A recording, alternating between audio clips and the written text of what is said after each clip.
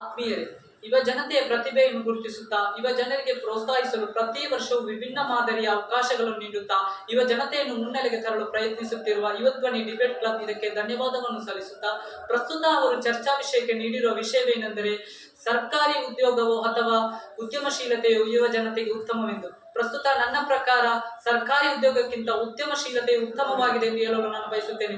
ಕಾರಣವೇನೆಂದರೆ ಒಂದು ಉದ್ಯೋಗ ಕ್ಷೇತ್ರವನ್ನು ನಾವು ಅವಲೋಕಿಸುವಾಗ ಆ ದೇಶದ ಪರಿಸ್ಥಿತಿ ಹೇಗಿದೆ, ಆ ದೇಶದ ಸ್ಥಿತಿ ಹೇಗಿದೆ, ಆ ದೇಶದಲ್ಲಿರುವ ವಾಸ್ತವಿಕ ಸ್ಥಿತಿ ಏನೆಂದು ನಾವು ಅರ್ಥ ಮಾಡಿಕೊಳ್ಳಬಹುದಾಗಿದೆ.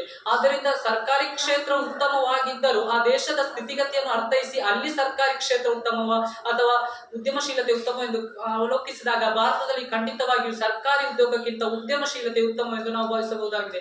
ಕಾರಣವೇನೆಂದರೆ ಇತ್ತೀಚೆಗೆ ಒಂದು ವರದಿ ಬಂತು, ಮುಂಬೈಯಲ್ಲಿ ಒಂದು ಉದ್ಯೋಗಕ್ಕೆ 10 ಪಿಯೋನ್ ಉದ್ಯೋಗಕ್ಕೆ ಸಲ್ಲಿಸಿದ ಅರ್ಜಿಗಳು 10 ಲಕ್ಷ. ಈ 10 ಲಕ್ಷ ಉದ್ಯೋಗಿಗಳು ಅವರೆಲ್ಲರೂ ಪದವಿ ನಂತರ ಅಥವಾ ಡಿಗ್ರಿ ಪಡೆದ ಅಥವಾ ಸ್ನಾತಕೋತ್ತರ ಪಡೆದ ಶಿಕ್ಷಣಾರ್ಥಿಗಳು ಅಥವಾ ಅಭ್ಯರ್ಥಿಗಳಾಗಿದ್ದರು.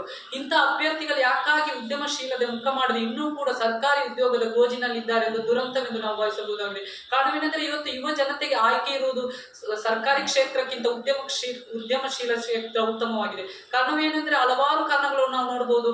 ಸರ್ಕಾರಿ ಕ್ಷೇತ್ರವು ಸೀಮಿತ ವ್ಯಾಪ್ತಿಯನ್ನು ಒಳಗೊಂಡಿದೆ, ಅಂದರೆ ಅದು ಪರಿಣಿತ ಅಥವಾ ಸೀಮಿತ ವ್ಯಾಪ್ತಿಯನ್ನು ಒಳಗೊಳ್ಳುತ್ತಾ ಇದೆ. ಕಾರಣ ನಾವು ಆಲೋಚಿಸಿದಾಗ ಭಾರತದ ಯಾವುದೇ ಒಂದು ಕ್ಷೇತ್ರದಲ್ಲಿ ಸೇವಾ ವಲಯದಲ್ಲಿ ಅಥವಾ ಯಾವುದೇ ಒಂದು ವಲಯದಲ್ಲಿ 2% ಮಾತ್ರ ಸರ್ಕಾರಿ ವಲಯವು ತನ್ನ ಪ್ರಾಬಲ್ಯವನ್ನು ಪಡೆದುಕೊಂಡಿದೆ. ಆದರೂ ಅದು ಸಿಗುವುದು ಕೇವಲ ಯುವಕರ ಜನಸಂಖ್ಯೆಯನ್ನು ನೋಡಿ ಅಲ್ಲ, ಬದಲಾಗಿ ಪರೀಕ್ಷೆಗಳನ್ನು ನಡೆಸುವ ಮುಖಾಂತರ, ಸಂದರ್ಶನಗಳನ್ನು ನಡೆಸುವ ಮೂಲಕ, ವಿವಿಧ ಮೀಸಲಾತಿಯನ್ನು ಆಧರಿಸುವ ಮೂಲಕ ಎಲ್ಲವನ್ನೂ ಆಧರಿಸಿ ತಿಳಿದ ಆಯ್ದ ಪಟ್ಟಿಯನ್ನು ಸೇರಿಸಿ ಸರ್ಕಾರಿ ಉದ್ಯೋಗ ನೀಡುತ್ತಾರೆ. ಆದರೆ ಇವತ್ತಿನ ಪೋಷಕರು ಏನ್ ಮಾಡ್ತಾ ಇದ್ದಾರೆ, ನನ್ನ ಮಗ ಜನಿಸಿದ್ದು ಸರ್ಕಾರಿ ಉದ್ಯೋಗಕ್ಕೆ ಮಾತ್ರ, ಆತನ ಶಿಕ್ಷಣದ ಉದ್ದೇಶ ಸರ್ಕಾರಿ ಉದ್ಯೋಗಕ್ಕೆ ಮಾತ್ರ ಎಂದು ಹೇಳಿ ಯುವ ಜನತೆಯ ದಿಕ್ಕು ತಪ್ಪಿಸ್ತಾ ಇದ್ದಾರೆ, ಅವರ ಭವಿಷ್ಯವನ್ನು ಹಾಳು ಮಾಡ್ತಾ ಇದ್ದಾರೆ. ಯಾಕಂದ್ರೆ ಇವತ್ತು ಸರ್ಕಾರಿ ಕ್ಷೇತ್ರಕ್ಕಿಂತ ಅದೆಷ್ಟೋ ಉದ್ಯಮಶೀಲತರು ವಿಜಯಶಾಲಿಯಾಗಿದ್ದಾರೆ. ಭಾರತದ ನಾವು ಪ್ರಾಬಲ್ಯವನ್ನು ನೋಡುವುದಾದ್ರೆ, ಭಾರತದಲ್ಲಿರುವ ಶ್ರೀಮಂತರ ಪಟ್ಟಿಯನ್ನು ನೋಡುವುದಾದ್ರೆ, ಅಥವಾ ಭಾರತದಲ್ಲಿರುವ ಅತಿ ಹೆಚ್ಚು ಗೆದ್ದವರು ಯಶಸ್ಸು ಗಳಿಸಿದ ಗಾತ್ರವನ್ನು ನಾವು ನೋಡುವುದಾದ್ರೆ ಅದೆಲ್ಲ ಉದ್ಯಮಶೀಲತೆಯಿಂದ ತಿಳಿದು ಬಂದಿದೆ.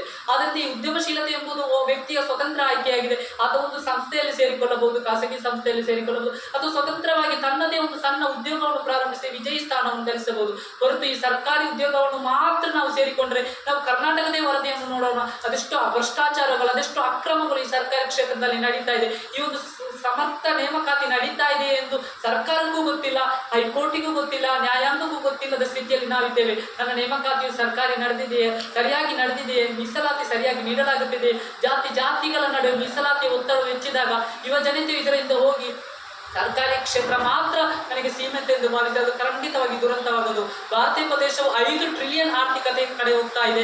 ಆ 5 ಟ್ರಿಲಿಯನ್ ಆರ್ಥಿಕತೆಯನ್ನು ನಂಬಿರುವುದು ಯುವ ಜನತೆಯ ಮೇಲೆ ಆಗಿದೆ. ಅದು ಕೇವಲ ಸರ್ಕಾರಿ ಕ್ಷೇತ್ರದ ಮೇಲೆ ಅವಲಂಬಿಸಿಲ್ಲ. ಸರ್ಕಾರಿ ಕ್ಷೇತ್ರವಾದೊಂದು ಸೇವಾ ಮನೋಭಾವದ ಕ್ಷೇತ್ರವಾಗಿದೆ, ಹಣ ಮಾಡಲು ಇರುವ ಕ್ಷೇತ್ರವಲ್ಲ, ಜೀವನ ಕಟ್ಟಿಕೊಳ್ಳಲು ಇರುವ ಕ್ಷೇತ್ರವಾಗಿದ್ದರೂ ಕೂಡ.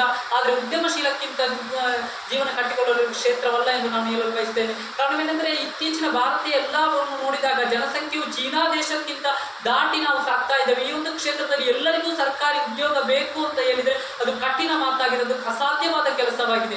ಏನಂದ್ರೆ ಎಲ್ಲ ಉದ್ಯೋಗದ ನೇಮಕಾತಿಯನ್ನು ನೋಡ್ಕೊಳ್ಬಹುದು. ಇತ್ತೀಚೆಗೆ ಎಲ್ಲ ನೇಮಕಾತಿಗಳು ಸ್ಥಗಿತಗೊಳ್ತಾ ಇದೆ. ಯಾಕಂದ್ರೆ ಸರ್ಕಾರಿ ಉದ್ಯೋಗದಲ್ಲಿ ಅವು ವೇತನಗಳಿವೆ, ಅವುಗಳ ಉದ್ಯೋಗದ ಭದ್ರತೆ ಇದೆ, ಎಲ್ಲವೂ ಇದೆ.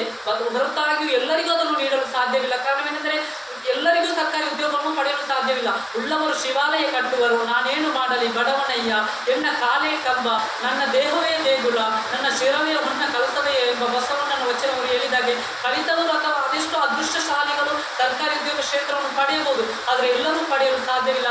ಆದರೆ ಭಾರತದ ಎಲ್ಲ ಅವಲೋಕಿಸಿದಾಗ ಭಾರತದಲ್ಲಿ ಒಬ್ಬ ವ್ಯಕ್ತಿಗೆ ಅತ್ಯುತ್ತಮವಾದ ಆಯ್ಕೆ ಅಂದರೆ ಅದು ಉದ್ಯಮಶೀಲತೆಯಾಗಿದೆ.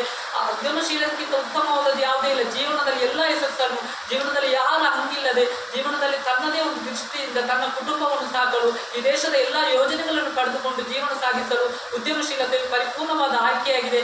ಆದ್ದರಿಂದ ಉದ್ಯಮಶೀಲತೆಯತ್ತ ಜನರು ಮುಖ ಮಾಡುತ್ತಿರುವುದು ನಾವಿಲ್ಲಿ ಕಾಣಬಹುದಾಗಿದೆ. ಆದ್ದರಿಂದ ನಾನು ಕೊನೆಯದಾಗಿ ಹೇಳ ಬಯಸುವುದೇನೆಂದರೆ ಸರ್ಕಾರಿ ಕ್ಷೇತ್ರ ಉತ್ತಮವೇ, ಆದರೆ ಭಾರತದಲ್ಲಿ ಸರ್ಕಾರಿ ಕ್ಷೇತ್ರಕ್ಕಿಂತ ಉದ್ಯಮಶೀಲತೆಯು ಸ್ವತಂತ್ರವಾಗಿ ವ್ಯಕ್ತಿಗೆ ನಿರ್ಧಾರ ಕೊಡಲು ಉತ್ತಮವಾಗಿದೆ ಎಂದು ಹೇಳುತ್ತಾ ನನ್ನ ಈ ಚರ್ಚಾ ಮಂಡನೆಯನ್ನು ಕೊನೆಗೊಳಿಸ್ತಾ ಇದ್ದೇನೆ. ಜೈ ಹಿಂದ್, ಜೈ ಕರ್ನಾಟಕ ಮಾತೆ.